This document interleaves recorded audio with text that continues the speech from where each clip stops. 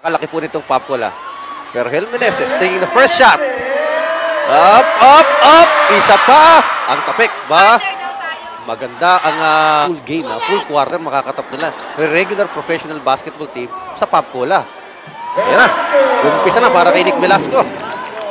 Ng KAPPT. Kaya sabi niya, last year ata hindi siya nakapaglaro dahil syempre trabaho muna. Ngayon sabi niya, itong matchup na ito, kita mo yan. Hindi na natin nalunan.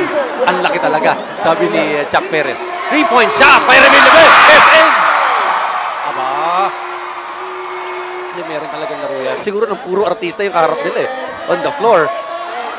Intensity that everybody expects from them. Ito ba, isa pang kumada. Hindi nga alam pumasok ito, pero alam mo, nakasipat naman Tignan natin.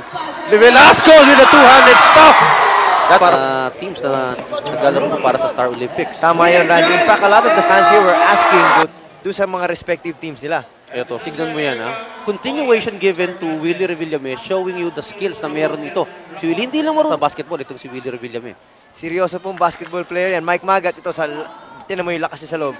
Kaso lang medyo naiilang talaga. Tira mo, pag nakita mo, mas malaki sa'yo At alam mo yan, kay Boyet Fernandez, hindi na bago yung naroon lang kung sumisimangot. Palagay ko sa mga naitingin.